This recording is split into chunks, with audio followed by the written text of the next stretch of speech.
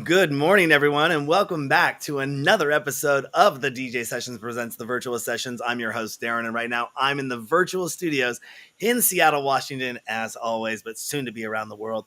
And my guest coming in from Toronto, Canada, Aleksandra. How you doing today? Hey, I am great. Thank you for having me here today. Absolutely. I was checking out one of your latest mixes on SoundCloud. I'm about 49 minutes and 1 second in. I got to say, it is setting my mood for the entire weekend. I'm such a huge fan of house music, deep house, tech house. And it's just like, okay, I think when I Perfect. finish my interviews, my work for the day, it's martini time. Yeah, TGIF. Exactly. Well, thank you so much for coming on the DJ sessions. It's a pleasure here. Getting into a little bit of background on you. You've been DJing for quite a while now, about 20 years, and Yeah, you started in high school on vinyl. You yeah, know, not. I mean, nowadays the barrier to entry of getting into DJing is a lot less complicated, and some of the things that I like to bring up and remember that that I don't think DJs know of nowadays is that a track gets released on Beatport. A million downloads could happen to that track. A million people could have that on a flash drive in their repertoire, in their library, ready to go like ammunition. But going back to those vinyl days, if there were only 10,000 copies of that album or 50,000, and that was it worldwide, that was your arsenal. What's the transition been like for you over the years going from a vinyl DJ to an electronic, I'd say an upgraded technological advancement in your DJ career? yeah, yeah. It's been an interesting journey, like you said. Like, vinyl. It was so unique, and you also really needed to know how to beat match. So I was on vinyl for many years, and then I made the transition to CDJ 1000s, which I had up until very, very recently. I still have one left just behind me over there, just because, you know what, I think it's good to just have a CD player, because I think that's my only CD player that I own, technically. Um, and I made the switch to Tractor, just for like my home studio here, in like November 2021, like just not too long ago. I was pretty resistant to the change. Plus, I was just like, I was just happy with my home studio, but I finally was like, all right, time to like get with the new age way of DJing.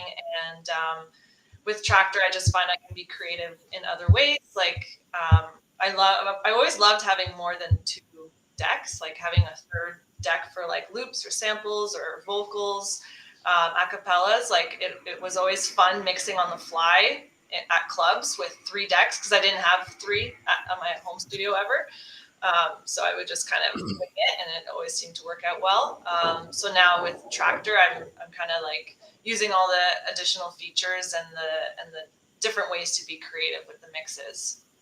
Yeah, when we first started the show, I had friends of mine. I had to borrow gear. I didn't have my own DJ gear. I was relying on the DJs that would come by the show. I had all the video gear, and that was my passion. But I was in 30 years of night clubbing, I've never taken up a passion to actually DJ.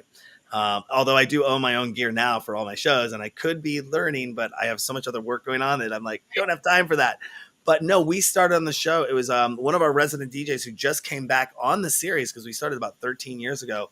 Dark Mark, he was kind of getting out of the game, and he's like, I got to sell my DJ gear off. And he sold me, it was a 900 mixer, two CDJ 1000s, and a JBL monitor speaker for like $500. And I said, hey, just to Nice. know, because you gave me this really kick-ass deal a few, to help start the show off, you will be a permanent resident DJ of the DJ sessions. And just, life is the way things go. He hooked me up. But guess what? I still have those CDJ 1000s under my bed in storage. Yeah, and you should keep them. And I think they still work. And it's, obviously seeing the progression of the 1000s, then the 900 series came out and it was kind of flash drive only, and then the 2000s came out and now the 3000s are out. We actually used the RX2 and the RR. It's just a nice compact, like all-in-one model. Bring your flash drive, drop it in, you're good to go. There's a number of outputs on the back, and the RX3 I think just came out as well. But the progression of technology moves really fast in DJ land. I mean, it'd be awesome to see a revival of vinyl coming back, but it's always the technical capabilities and is somebody bringing techniques that work? Are they tuned up? Are they ready to go? How many DJs nowadays have vinyl or know how to play vinyl? Because it is an art form. It is not something to be toyed with and just jump in. And I remember hanging out at my friend's house, and he had his whole vinyl collection, and all he'd ever want to do is like, Darren, I'm coming over, I'm spinning some vinyl tonight, and that was his thing that he wanted to do. And it wasn't about throwing a major party or having a bunch of people come over. It's just I just want to spin on vinyl and just play these records. So, but yeah, technology moves up, and you got to kind of adapt with the times. And now your setup is, instead of a coffin and a bunch of crates, a little controller you can take and plug it in. There you go. What has been your most fruitful life decision when it comes to being a DJ, and fruitful life decision as far as kind of advancing your career or making your career happen as a DJ? I think just accepting all the gigs that came my way. So, obviously my dream or ideal gig situation is like a nightclub on a weekend, peak time with, great sound and a great DJ booth. But that's not always the case. It's not always like, what you're expecting or glamour, or like, I would also get booked a lot around the province of Ontario here. So not just in downtown Toronto, but I would like travel, I would drive hours around to different cities, different university cities, and play different clubs there. So while it was like the peak slot, because I was like the headliner guest, the crowd was a lot different than you'd get here downtown. So I would kind of have to play maybe a little more commercial, maybe some like remixes of tracks people know or recognize, or vocals. I can't always just go like tech house bangers kind of thing. So I think by not like turning down gigs like that and keeping an open mind to that, I kind of did expand like my fan base and my reach. And that also allowed me to, I guess, book more shows when I was traveling a lot more. And were you kind of a one person operation and handled everything from booking to PR to, all that? Or were you ever working with somebody, or did you start working with somebody early on and have a team, or do you have a team? You have a team now, but did you start with a team in the beginning? In the very beginning, it was mostly myself kind of managing everything. And I am like marketing savvy. That is like my background too. So I was like promoting myself on all the different channels. And when social media became a thing, I was able to kind of, obviously use that to get my name out there more. As I kind of got more popular, like in the way before COVID times, I did work with a booking agent, Sasha. What up, Sasha? He was awesome. So he did help a lot with managing all my bookings, and I currently have a booking agent as well. Awesome. But a lot of the work is coming from me. And on top of that work, you work a full-time job, corporate job on Bay Street, which is the equivalent to Toronto. That's Toronto's kind of Wall Street. Yeah. And you work for a tech advertising company. What defines success for you? Because you do a lot of things other than just DJing. I mean, your full-time career. We'll talk about your active out sporting career as well, your sports career and your DJ career. But what defines success for you? I think success is being happy. Like, it's as simple as like being happy in your own skin and in your own life and your own choices. So whatever that passion is or whatever brings you joy. For me, I I have a lot of passions and I'm juggling a lot of things, which sometimes is very challenging because there's only so many hours in a day, and I really need to fix my sleep patterns because I'm struggling right now. But yeah, success, I think, yeah, is just being able to do what you love to do and being happy with it and having some sort of income from that so you can be sustainable. One of the things that I often listen to, I usually listen to at least once a year. Are you familiar with the philosopher Alan Watts? No.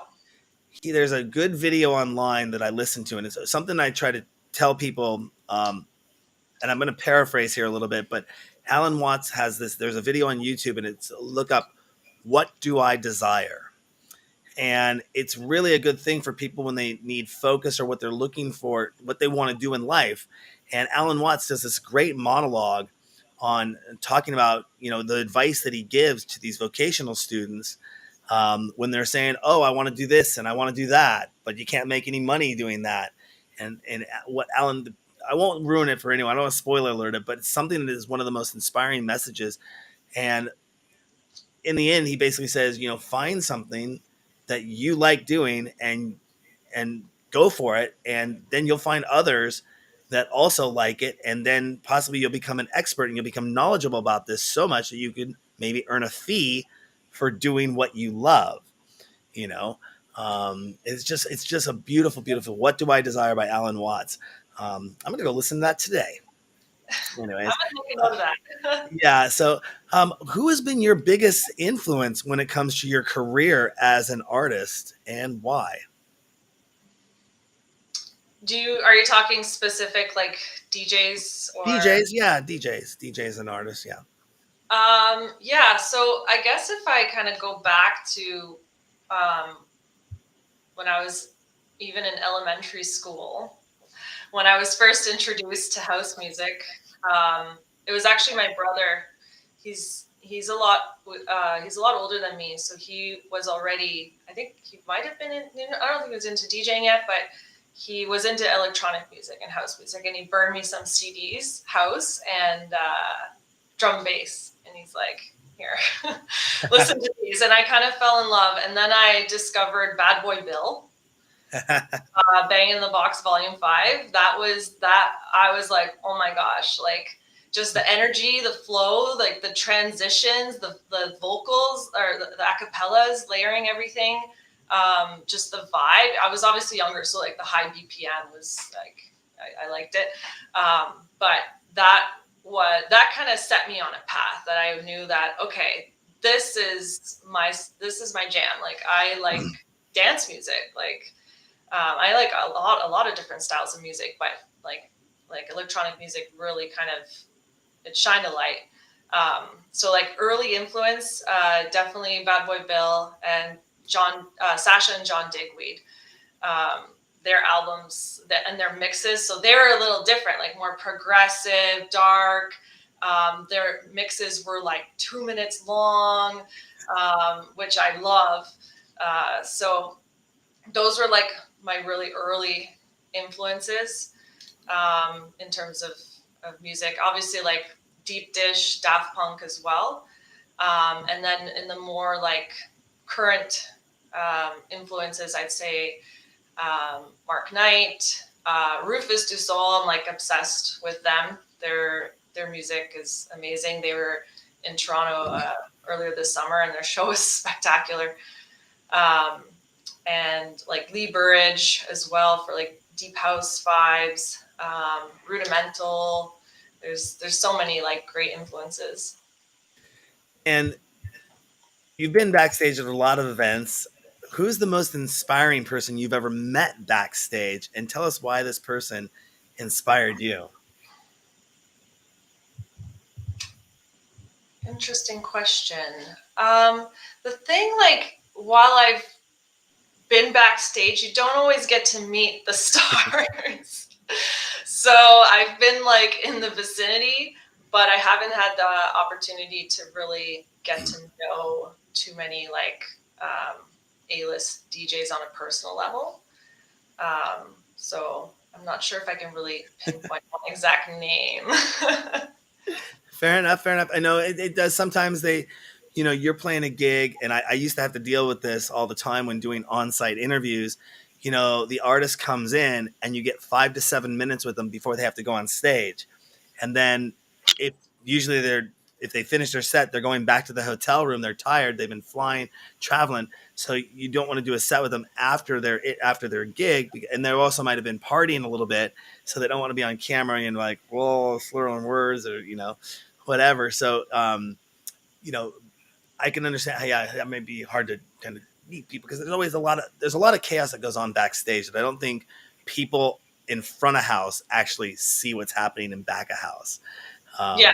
And they're about to perform, right? So they're busy. Like, and they're in a whole different mindset.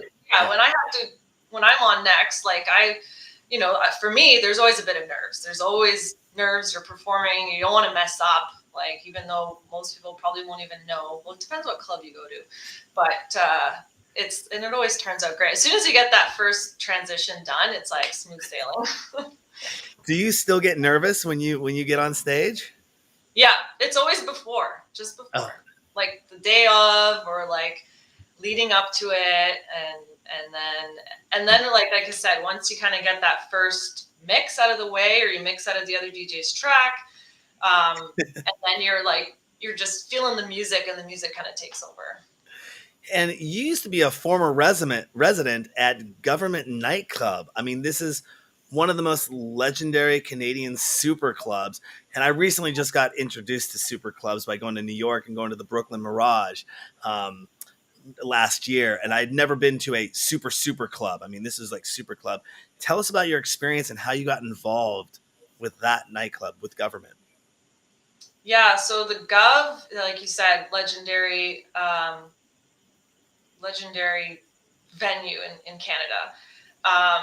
And yeah, I became a resident there for a few years. Some of the flyers behind me are from the Gov. Every time I saw a flyer, I'd just kind of take it off the wall, take it with me. But yeah, like I was a resident there. I played in so there's many rooms in the Gov there. The main one being called the Government. And then there's, I was a resident in the gallery and the acid lounge.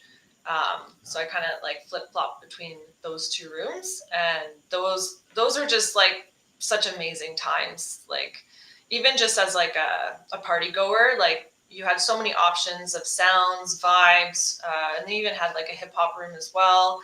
And it was just great. I think just being on the circuit and just kind of just being recognized, you just kind of like get in, and then my booking manager at the time, Sasha, was also helping me with like managing all my schedule and balancing the Gov related gigs and the other venues they had, with also just the outside gigs that I would book, like the out of town ones. It sounds like a venue that was after my heart. I am a huge foodie, and my biggest thing that I like to do is go to an all-you-can-eat buffet.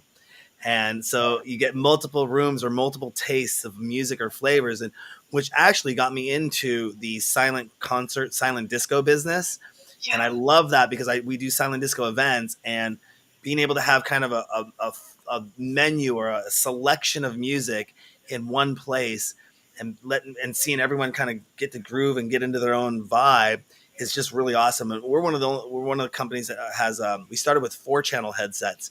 Now we have 7-channel headsets, and we've upgraded to doing what's called silent concerts, and we're looking at doing silent festivals with 2,000 or more headsets here rolling out in 2023.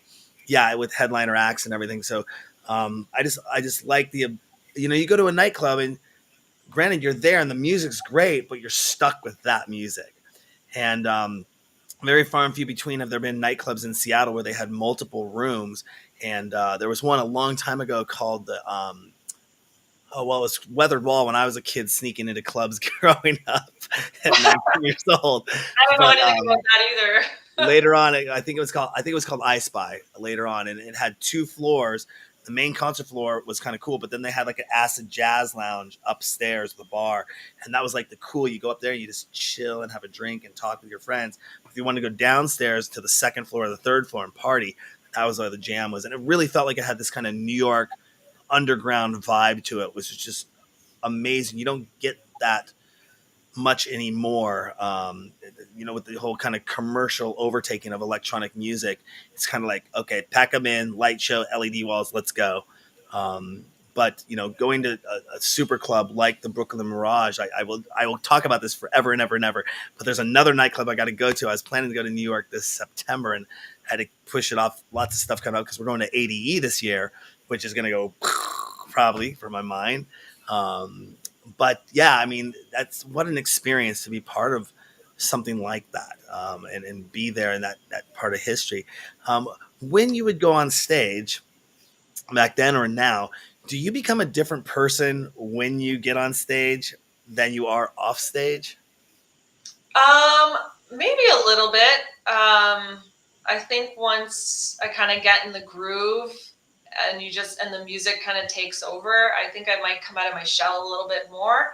But I also am very like focused at the same time. Like I take my craft very seriously, and I'm probably the most critical on myself. Like I want to make sure my mixes are like perfect and smooth, and so I try to kind of get out of my shell a little bit, but I'm still like super focused and like know everything that's going on.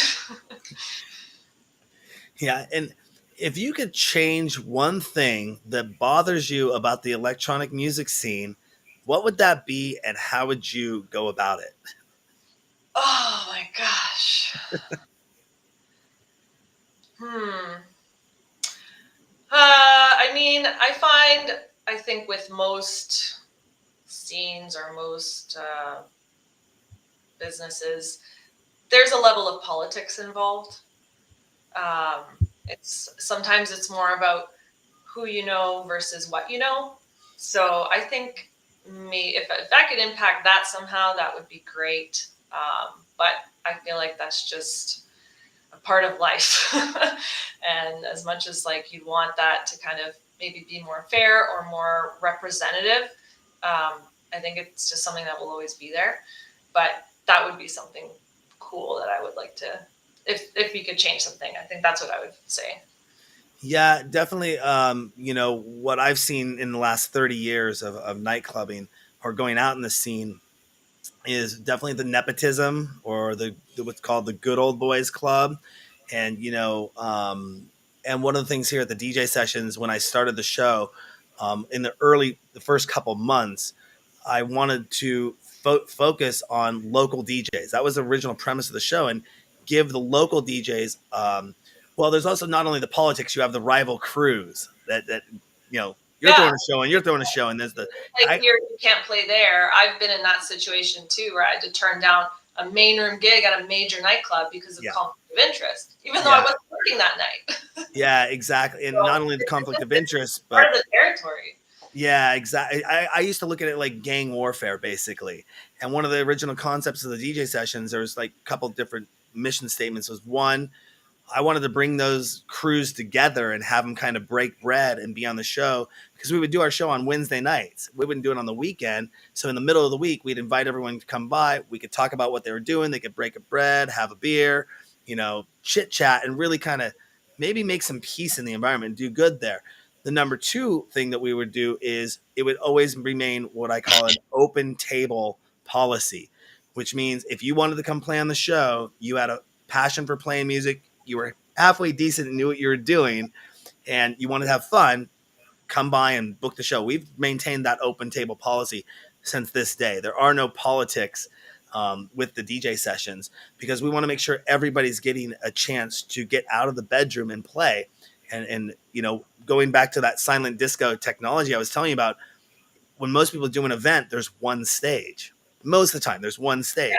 Well, now I can set up 7 stages if I wanted to, and in 4 hours, I could have 14 DJs come and play 2-hour sets, and I could stream that all live, and I could record it all and then upload it and put it online. You know, I love it. just give people that opportunity to come and play and a network and work with other DJs without the politics. The only politics I will say is if somebody goes out there and slanders my name or is mean to me, well, I'm never going to invite you on the show. Why would I want to work with you? Of course. And I think that I'm a pretty happy-go-lucky kind of person. There might be some people with opinions out there that don't agree with that, but I take a big stance against bullying and trolling and the politics. I've been very vocal about the politics in the scene and the nepotism in the scene that it's kind of made me some ardent fans, but that's okay. I love music. I love giving everyone a chance. And, we're growing and interviewing and talking with people like you that, have a background. And I think you're right. Politics is a huge thing. I wish there was a way to change it. And I don't know how I would go about that. The only way I saw I could counter that was to start a series and say, everyone's invited to come play. Yeah, and I'm sure like that's great. And it's definitely going to like cause impact and help the situation for sure. Yeah, there was a question I wanted to take from a viewer right now, and the chat room's moving a little fast, and here we go. Fast, yeah. I'm trying to look away. It was. I know it's going so fast. Okay, it was. Here's one coming in from Ella Webb, and they asked, "Are bigger crowds better than smaller crowds?" Maybe a little. I mean, you don't want to play to an empty dance floor. I mean, we've all done it. Especially if you're the opening act and you have to set the stage. You can't come out and play bangers. But I mean, I love playing to a big dance floor, just with lots of people and the vibe. But in terms of if it's like size, but it's like filled with people, I'm happy either way. If it's like 50 people or like 500, but it's respective of the room you're in, like, I think that's what I care about. It's more about the vibe and the crowd versus like, I only want to play to like 500 people. Like, yeah, like I throw parties here at my place here sometimes, and we can maybe get 30 or so people in here. But and that's all that matters. It's just the vibe. I'm going to bring this question in. It's right from Ella Webb again, right behind that. Just saying, would you play a party where only 20 people showed up for? Would you finish your set and make it a hell of a party, or give an example? And I think you just actually answered that question, which is just kind of perfect time. Like, thank you, Ella Webb. Well, I always finish my set, even if there's no one there. I'm going to finish my set. That's what I'm there for. Hopefully, I'm recording it. Like if I either have my tractor with me or my external recording device, because then I have a recording. So I would absolutely finish my set. I don't think I've never not finished a set or left a gig or anything like that. I've not gotten paid before, but that's different. Tell us about the best experience you've ever had behind the DJ booth. Oh my gosh. I wish I had some of these questions ahead of time to think. Nope, that's why we don't send questions ahead of time. Best experience in the DJ booth. Actually, deadmau5 came up twice. So that was pretty cool. He came up before he was actually deadmau5, before he was famous. I believe he was under the alias BSOD, and he had like a #1 track on Beatport. I was playing somewhere downtown Toronto. I don't even know where. It wasn't any big party. And I think I played his track because I was loving it.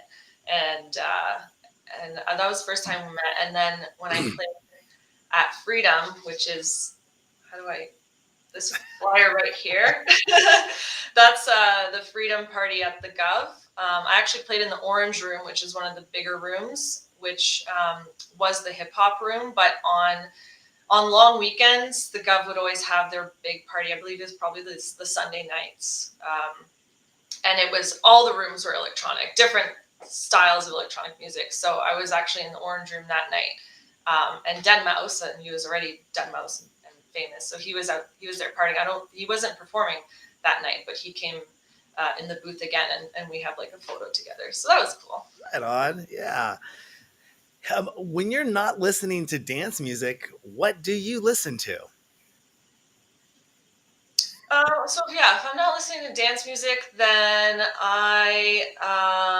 it's a variety of things. I like different like styles of rock music or like some oldies or like Queen. I love Queen, Freddie Mercury. Um, yeah, like not country or anything like that.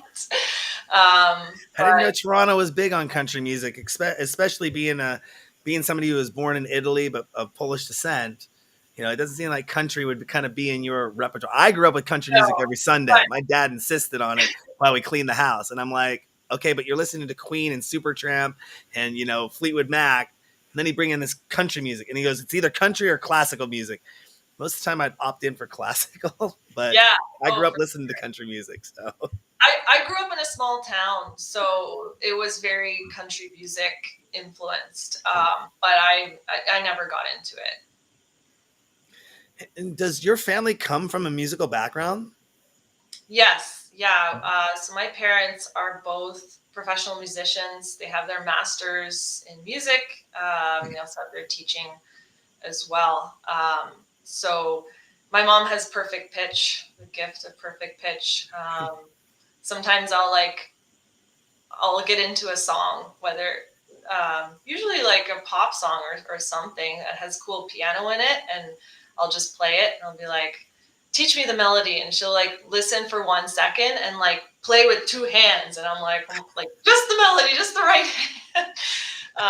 So I feel like I definitely have like the music kind of in my genes. Same with my older brother. I only have one sibling, my brother. So he's also like into DJing and more so on the production side. So we both kind of have that musical interest. Mm-hmm. Yeah. So that definitely helps. Yeah, one question I ask a lot of DJs, or when I ask DJs producers, is do you would you recommend that DJs learn music theory to become a better DJ? Do you think that would help them? Some producers say yes, it would help. Some producers like, no, you don't really need to do that. If you know how to beat match, you know your keys, and you're practicing how to tell your story. You're coming across. It's not just random bangers, as you mentioned earlier. Just banger, banger, banger. You're trying to tell a story and create a vibe. But some do say, yeah, they think it would help. And obviously, growing up in a musical household, I'm sure you just like I grew up in an entrepreneurial household, and and the things that business was very ingrained in my soul, in a competitive household, a sports household as well. With that kind of go get it mentality that kind of seeps in vicariously or subconsciously, and that happens. So that's awesome. And speaking of competitions, do you ever do any DJ competitions? Because you were a pretty competitive person. You're into sports, and we'll talk about that in a second. But have you ever participated in a DJ competition? Yeah, back in the day, I mean, I haven't heard of any DJ competitions in a long time. Uh, Right. but I've done some like DJ competitions where you have to like submit a mix, like a 20-minute mix. And I've done DJ competitions like at like a bar downtown or a venue downtown or something. But that's like 15 years ago, You're probably. right. I don't think I've heard of a DJ competition or remix. Wow. Because usually that was to get exposure. I would see it would be kind of an exposure thing. You win the competition. Yay, I won this accolade. But now with so much access to online distribution, I think a lot of people be like, I'll just create my own channel. I'll create my own YouTube. I'll create my own SoundCloud, and I'll push that out to the world. And maybe it's another level of competition, I guess, is another, what I said happened in 2020. I called it for anyone on going online was the look at me year, because every other post you saw on social media was look at me, look at me, look at me, look at me, because I'm streaming, I'm streaming, I'm streaming, I'm streaming, and Yeah. everybody in the world was streaming. And after doing this show for 10 years and being in internet distribution, podcasting, and then broadcast before that, I kind of sat back and went, okay, we're going to take a break for a second, and we're going to get some stuff in order while everyone's playing the look at me game. We're going to kick back and like formulate, get our company and get our ducks in a row and get everything ready to go for 2021 and beyond. and we didn't actually start streaming again, I think, till later in the year, on 2020. And even then, it kind of extended a lot longer, and people were still doing that. But then as things started to open back up, people started going back to doing in-person events, and we saw what I had predicted in 2020, that there was a rise, like 60 to 80% content creation of everyone jumping online. Well, that's going to start trickling off once things start opening back up, and my prediction was pretty spot on. But those that are still doing it strong are having it, and they're doing really successful in it. That being said, moving over to sports, you're competitive in sports, and you recently competed in the Vancouver Open volleyball tournament, but you were also DJing the event at the same time. Yeah. I did a lot better on the DJing side.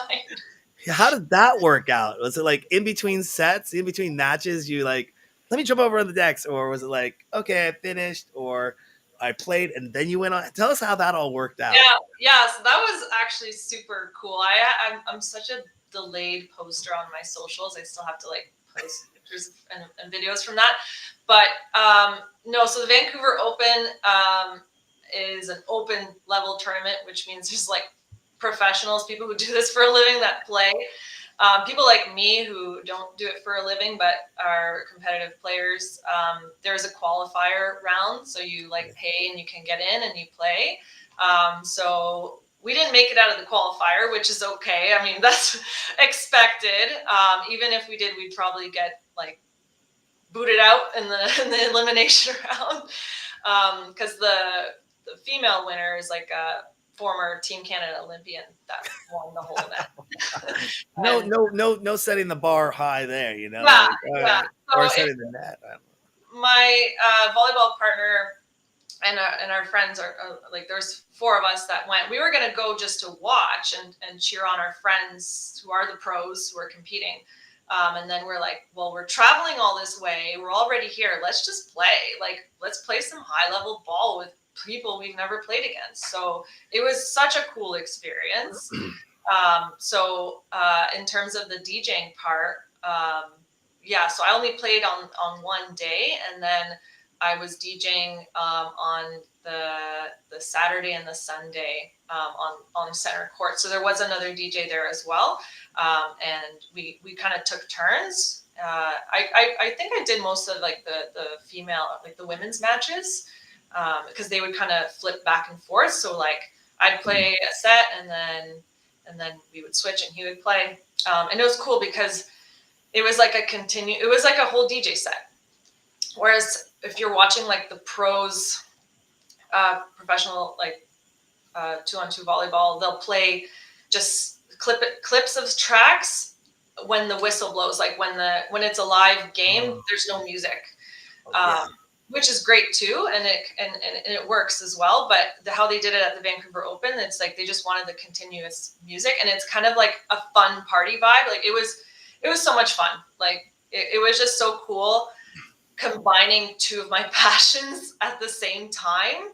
Like I was just so happy. I was like, it was just mind blowing, and not only like that, it's like, it's in Vancouver, there's mountains in the background. Like one of my other major passions is snowboarding. So I'm just like, this is kind of almost freaking I know it's summer, but there's some snow at the top. And I'm like, this is just so cool.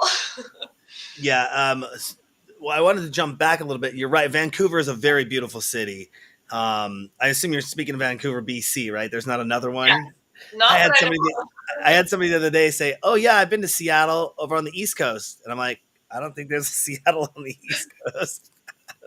But no, Vancouver and Whistler, Blackcomb is phenomenal up there in the summertime. If you ever get a chance to make it out there and stay, it's not just the ski resort. It's like so much stuff to do up there. We used to go up there as I've only been in the winter there. Yeah, it's awesome there. But something you mentioned right at the beginning is that you drove all the way out there, flew. I'm sorry, yeah, flew. What am I thinking? Toronto, Vancouver. We just drove down from Seattle to Tucson, to Tempe, Phoenix, Arizona. That was like 22 hours in our mobile studio, and I will never do that ever again. And I've driven cross country when we got our mobile studio from Jacksonville, Florida to Seattle, Washington, taking the south route and going up. So never do that ever again. But you went to the tournament not expecting to compete. And I think one of the coolest things is that you said, you know what, we're going to do it anyways. We're here. Why not? And something that rings back in my head is that if you only play people that are below your level, you'll never advance.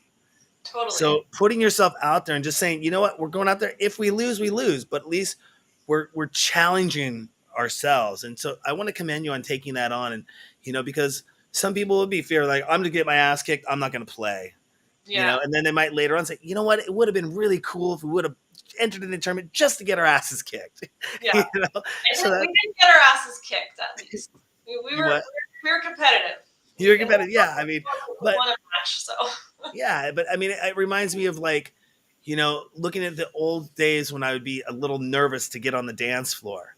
And then once I got on the dance floor, you couldn't get me off the dance floor for 3 to 4 hours, and it kind of led to a confidence boost for me of almost stage performance. Of you could think of my early days as I didn't start being on camera until later in my life, but being on stage and I would make it a point to get up on the stage and be in front of everyone, in front of 50, 100, 500, 5,000 people dancing. It really was like a confidence booster. But if I had never taken that chance and just, I'm going to stand on the wall and drink my soda pop or drink my beer or whatever, and kick it. It's the confidence booster going up and taking a challenge. And I just wanted to commend that. Say that's awesome. Okay. Couple more questions here before we let you get going, though. What are your thoughts on the DJ Mag Top 100?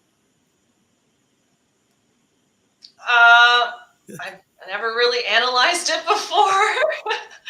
I mean, it's been around forever, like since I think I started. I haven't really paid attention to it, to be honest, for many years. But back in the day when I started, I would definitely pay attention and notice where my favorite artists were going up or down. But I mean, it's for like the international superstars. So I guess it could be a good way too of discovering other international names you haven't heard of. Mm-hmm. But I haven't really I don't really pay much attention to it anymore. Maybe I should. With so many things, I mean, obviously it was a magazine kind of ahead of time, been out there for a long time. And now with the ability for companies to create websites, blogs, and have online things. Do you use 1001 Tracklist by any chance? No. It's a really awesome site. They did a write-up on us, and I'm not trying to give them a plug because they gave us a plug, but it's a really awesome site where DJs can go and upload their mixes, and then it kind of tracks whose tracks are being played, and then they kind of get a comprehensive report at the end of the year of what is really being played out there and who's being played. It's a really cool website, 1001 Tracklist, a great resource tool too to see what's hot out there as well. But yeah, I mean the DJ Mag Top 100. Some people say it's like a popularity list, or it's like, yeah, like it was always the trance guys. I remember that were always at the top because trance just had a bigger following, and they still do. Yeah. It's tech house. I think it was tech house and trance are the top 3 right now. But I was talking with Andy Caldwell yesterday, and I don't know if you know Andy, but he was saying, is breakbeats making a comeback? And will it become that wave? And like all of a sudden you're going to start hearing a lot of breakbeats out in the club. And like, I don't know, not in our market, but I don't know. I find with like music can maybe be like fashion too. Like, things kind of come back. It could be a fad or a short-term thing, or maybe it'll like rebrand itself, like have a new twist on it. But because breaks always did mix well with house, but I definitely stayed more on the house side.